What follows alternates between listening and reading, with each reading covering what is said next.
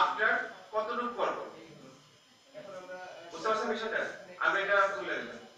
এখন এখান থেকে আমরা সাউন্ডগুলো করে দিলাম যে কতটুকু পর পর এই অপশনগুলো আসবে। এখান থেকে আমরা যদি এখন স্লাইড করে দেখেন তো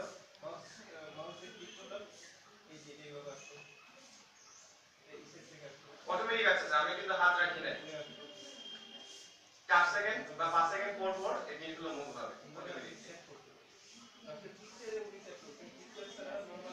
আগে কি বলতে কি এভাবে প্রত্যেকটা পিকচারকে আমার সময়টা সিলেক্ট করে দিতে হবে যে এই পিকচারটা কতটুকু পর পর যাবে, এই পিকচারটা কতটুকু পর পর যাবে দিয়ে দিতে পারেন। একটু লক্ষ্য করেন। হ্যাঁ হ্যাঁ অ্যাপ্লাই করুন।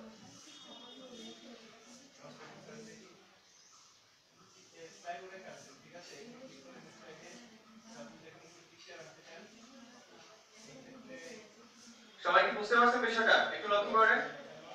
আগে সর্বপ্রথম যে অপশনটা দেওয়া ছিল এটা ছিল এরকম যে অন মাউস ক্লিক, অর্থাৎ যখন একটু লক্ষ্য করেন সবাই, যখন অন মাউস ক্লিক অপশনটা দেওয়া থাকবে অর্থাৎ মাউসে অথবা আমাদের কিবোর্ড থেকে যে অ্যারো বাটনগুলো আছে সেই অ্যারো কি বা বাটনগুলো যখন আমরা চাপি তখন নেক্সট নেক্সট এইভাবে আসে। কিন্তু আমরা যদি চাই না আমরা কিবোর্ডে চাপবো না, সেটা অটোমেটিক্যালি স্লাইড হবে। তো সেই ক্ষেত্রে আমরা কি করব? সেই ক্ষেত্রে আমরা এই টিক চিহ্নটা উঠিয়ে এইখানে দেব যে অটোমেটিক্যালি আফটার কতটুকু পর পর এই জিনিসটা আসবে।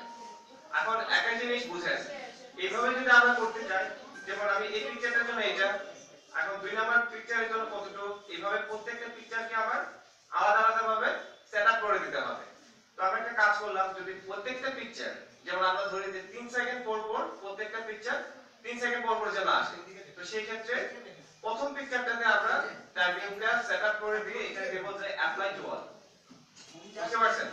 আর আমরা যদি চাই যে এই পিকচারটা 3 সেকেন্ড পর মুভ হবে, এই পিকচারটা 5 সেকেন্ড পর মুভ হবে, এই পিকচারটা 10 সেকেন্ড পর মুভ হবে, সেই ক্ষেত্রে আমরা প্রত্যেকটা পিকচারের জন্য আলাদা আলাদা ভাবে এসে সেটআপ করে দেব। ক্লিয়ার জিনিসটা? যারা বুঝছেন করেন, আর যারা বুঝেন আমাকে একটু নক করেন।